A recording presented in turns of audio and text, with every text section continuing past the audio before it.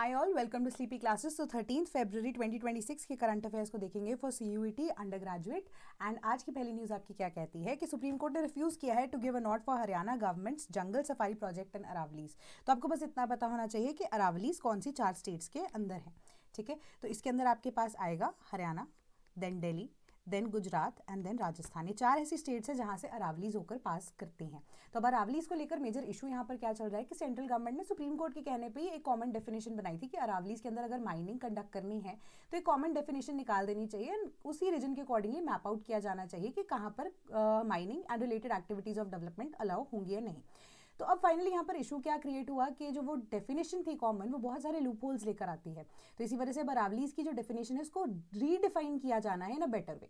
ठीक है, तो जब तक वो नहीं हो जाता तो सुप्रीम कोर्ट ने कहा है कि जो जंगल का सफारी प्रोजेक्ट है हरियाणा के अंदर, वो जो अरावलीज के नू, आप कह सकते हो अरावलीज वाले रीजन के अंदर फॉल करता है, हरियाणा के स्पेसिफिकली नू डिस्ट्रिक्ट के अंदर फॉल करता है, उसके ऊपर अभी स्टे लगा दिया गया है। दैट इज इट, आपको इतना ही पढ़ना है। दूसरा है DAC ने क्लियर किया है purchase of 114 Rafales for Indian air force and 6 P-81 aircraft for navy. तो बस अब आपको रफाल्स के बारे में पता होना चाहिए कितना कि इंडिया और फ्रांस के साथ ये डील है, एंड हमारा जो P-81 है वो इंडिया और USA की डील है। ठीक है, तो कौन सी कंट्री से हम क्या क्या अब इक्विपमेंट ले रहे हैं, कौन से जहाज ले रहे हैं, वो आपको बस पता होना चाहिए। Then Supreme Court clears metalling of road through Rajaji National Park. तो अब आपको यहाँ पे पता होना चाहिए कि राजाजी नेशनल पार्क क्या है। राजाजी नेशनल पार्क एक नेशनल पार्क है जो कहाँ पे है, उत्तराखंड के अंदर है। ठीक है, इतना ही आपको पता होना चाहिए। इसके अलावा बस आपको ये होगा कि राजाजी नेशनल पार्क के बीच में से एक कॉरिडोर निकाला जा रहा है, एंड वो कॉरिडोर किस किस को कनेक्टिविटी यहाँ पे प्रोवाइड करेगा, Rajaji tiger reserve and Jim Corbett tiger reserve के बीच में। दैट इज इट, और कुछ नहीं पढ़ना आपको। Then Tangkhul Hui and Kombai breeds to add bite to the dog squad of Assam Rifles. तो असम राइफल्स के अंदर 2 ऐसी ब्रीड्स ऑफ इंडिजिनस डॉग्स, ठीक है, जो कि इंडिया से ही एंडेमिक स्पीशीज हैं डॉग्स की, उनको इंक्लूड किया जाएगा। तो आपको इतना पता होना चाहिए, तंगखुल हुई जो है कौन सी ब्रीड है, नागालैंड की डॉग ब्रीड है। ठीक है, जो कि इंडिया के अंदर ही फॉल करती है, एंड कोम्बाई ब्रीड जो है वो कहाँ पर है, तमिलनाडु के अंदर है। दैट इज इट, और कुछ आपको नहीं पढ़ना है। देन अब रशिया ने बैन कर दिया है व्हाट्सएप की यूजेज, क्योंकि वहां के लॉ के अकॉर्डिंगली जो प्रिवेसी है वो मेंटेन नहीं की गई थी। Then Coal India profit fall 16% on lower offtake. उसके पीछे का रीजन क्या है कि हमारा जो कोल इंडस्ट्री है उसका 16% जो प्रॉफिट है वो अब डाउन जा गया है, चला गया है। प्रॉफिटेबल तो है, 16% से जो प्रॉफिट है वो गिर गया है पिछले साल के अकॉर्डिंगली। इसके पीछे का रीजन क्या है कि हम रिन्यूएबल एनर्जी की तरफ शिफ्ट हो रहे हैं। ठीक है, एंड जो कोल जो कि ग्रीन हाउस गैसेज के एमिशंस करता है बहुत ज्यादा, तो उसके ऊपर से डिपेंडेंसी धीरे धीरे कम हो रही है। पहली चीज ये। दूसरी चीज ये कि इस बार जो मॉनसून है बहुत ज्यादा लंबे प्रोलॉन्ग पीरियड के लिए चले, तो मौसम ठंडा हो गया था, इलेक्ट्रिसिटी की जो डिमांड है वो इतनी नहीं हुई, एंड ठंड भी बहुत ज्यादा हुई, तो इलेक्ट्रिसिटी की डिमांड कम होने की वजह से जो कोल है उसको बर्न करना कम किया गया। ठीक है, क्योंकि हमारे जो थर्मल पावर प्लांट्स हैं वहां पर अब कोल की बर्निंग का प्रोसेस थोड़ा सा स्लो हो गया, क्योंकि एनर्जी की डिमांड कम थी। दूसरा, अब नेक्स्ट आपकी न्यूज है कि पाकिस्तान ने लॉन्च किया है indigenous earth observation satellite, and China से ये सैटेलाइट को लॉन्च किया गया है। एंड ऐसी दूसरी इंडिजिनस सैटेलाइट है, मतलब पाकिस्तान के अंदर बनाई गई है ऐसी दूसरी सैटेलाइट है जो कि अर्थ को ऑब्जर्व करेगी। तो अर्थ ऑब्जर्वेशन सैटेलाइट इसे आप कह सकते हो। Then Modi to inaugurate new PMO and central secretariats buildings today.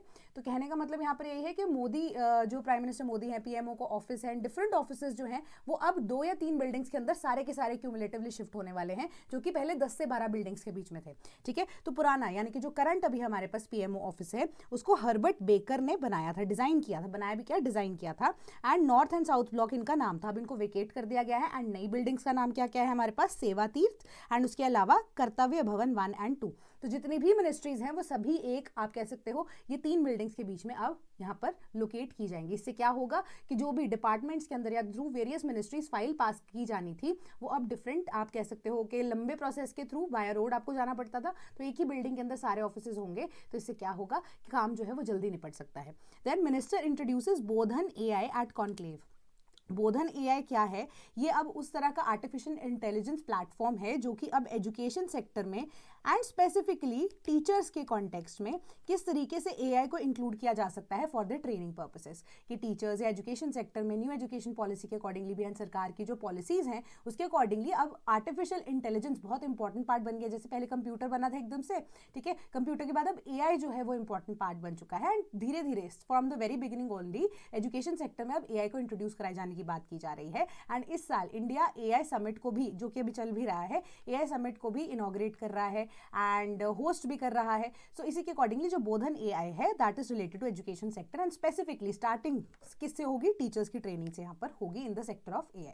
Then bacteria are multilingual, can talk to each other biologist. तो एक बायोलॉजिस्ट उनकी तरफ से ये स्टेटमेंट आई है कि बैक्टीरिया मल्टीलिंगुअल है। मल्टीलिंगुअल मतलब डिफरेंट तरह की लैंग्वेजेस वो बोल सकते हैं। अब ऐसे नहीं कि वर्बल कम्युनिकेशन यहाँ पर होगी, उन्होंने एक वर्ड यहाँ पर स्पेसिफिकली यूज किया, कोरम सेंसिंग या बैक्टीरियल कम्युनिकेशन, ये 2 वर्ड्स उन्होंने यूज किए। अब क्या है कि कोई भी बैक्टीरिया, सपोज कीजिए सामान कुछ भी खाने का पड़ा हुआ है, इसके ऊपर बैक्टीरिया जब एक्ट करते हैं तो बहुत सारे millions and billions of bacteria होते हैं। तो एक बैक्टीरिया कोई भी अगर खाने को डिकम्पोज कर रहा है या उसके अंदर स्प्रेड कर रहा है, मल्टीप्लाई कर रहा है, तो उससे क्या हो रहा है, केमिकल रिएक्शन हो रहा है जिससे हीट भी रिलीज हो रही है एंड डिफरेंट तरह के प्रोसेस जो कैरी आउट हो रहे हैं। तो एक पर्टिकुलर केमिकल रिएक्शन को जब एक बैक्टीरिया के साथ दूसरा बैक्टीरिया सेंस करता है तो सिमिलर काइंड ऑफ रिएक्शन वो भी अब अंडरटेक करते हैं। इसको क्या बोलते हैं कि बैक्टीरियल कोरम। कोरम अब हम पार्लियामेंट के केस में जल्दी पढ़ते हैं, जनरली पढ़ते हैं। कहने का मतलब कोरम क्या होता है कि एक मिनिमम नंबर ऑफ अटेंडेंस जो कि रिक्वायर्ड है, बट पर्पस क्या होता है, सेम ही पर्पस होता है कि आपको पार्लियामेंट का सेशन अटेंड करना है। तो सेम ही तरीके से जो बैक्टीरियल कोरम है, मतलब अगर एक बैक्टीरिया ने एक certain kind of chemical reaction को यहाँ पर शुरू किया है, सेम काइंड ऑफ जो रिएक्शन है वो दूसरा अब बैक्टीरिया यूज कर सकता है। बट अब यहाँ पर मल्टीलिंगुअल वर्ड यूज किया गया है, तो इसका मतलब यही है कि जब हम अपने बैक्टीरिया को लेकर कोई भी आप कह सकते हो कि टैबलेट्स बनाते हैं, दवाइयाँ बनाते हैं, वैक्सीनेशंस भी अगर बनाते हैं हम, तो इन दैट सिचुएशन क्या होता है यहाँ पर कि अब जैसे हमारे पास ना इंडिया के अंदर, इवन वर्ल्ड के अंदर ना लोग एंटीबायोटिक्स ना ऐसे ही खाते रहते हैं, ठीक है। इससे क्या होता है, बॉडी पे इम्पैक्ट ज़्यादा पड़ना शुरू हो जाता है एंड धीरे धीरे करके जो आप कह सकते हो एंटीबायोटिक्स हैं उनका असर बॉडी के अंदर कम होना शुरू हो जाता है। इसको एंटीबैक्टीरियल रेजिस्टेंस बोलते हैं, ठीक है। तो ये प्रॉब्लम इससे सॉल्व हो सकती है। क्यों? क्योंकि 2 तरह की एंटीबायोटिक्स डॉक्टर्स भी आपको नहीं प्रिस्क्राइब कर सकते, ठीक है। तो इससे यहाँ पर क्या चीज़ हो सकती है कि अगर एक बैक्टीरिया कोई केमिकल रिएक्शन शुरू करता है जो दूसरा उसका साइमल्टेनियसली साथ में बैक्टीरिया डिफरेंट काइंड ऑफ अगर रिएक्शन शुरू करे, तो दोनों केमिकल रिएक्शंस की वजह से डिफरेंट एक आउटकम निकलेगा एज कंपेयर टू कि जो सेम काइंड ऑफ रिएक्शन अगर चल रहा था तो, ठीक है। तो इससे क्या होने वाला है कि हमारी जो डिजीजेज हैं वो इजीली यहाँ पर थेरेपी के लिए यूज किया जा सकता है, इसको डिजीजेज इजीली क्योर की जा सकती हैं। तो दैट इज द प्रपोजल यहाँ पर जो आपको बताया गया है।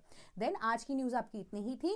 And in case if you want to revise your previous year questions for CUET जो कि 2022 से शुरू हो चुके हैं, यानी कि आप पहले आपका जो 2022 से पहले CBT के टेस्ट होते थे वो अभी पब्लिश नहीं होते थे, ठीक है, बहुत लेटर ऑन स्टेज पे पब्लिश होते थे। तो 2022 ऑनवर्ड्स जितने भी आपके CUET के पेपर्स हुए हैं फॉर योर डोमेन्स, जिसमें biology, economy, then environment, geography, history, polity, sociology include होता है, एंड आप चाहते हैं PYQs को रिवाइज करना एंड अलॉन्ग विद सोल्यूशन जो कि NCERT की लैंग्वेज में ही दिए गए हैं, to make your process easier, कि आप बोर्ड्स की तैयारी के साथ साथ दूसरी तैयारी भी साथ में कर सकते हैं for the favourite university, for your chosen university अगर आप टारगेट कर रहे हैं। तो you can very well purchase these books. आपको करना क्या है, हमारी वेबसाइट पर जाना है www.sleepyclasses.com, या आप हमारे टोल फ्री नंबर 1800-8903-043 पर भी कॉल कर सकते हैं।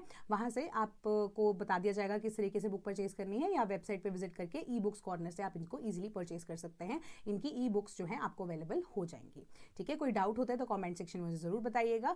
अंटिल देन पढ़ते रहिए, तैयारी करते रहिए, तैयारी नहीं रुकनी चाहिए। That is all from my side today. Thank you so much.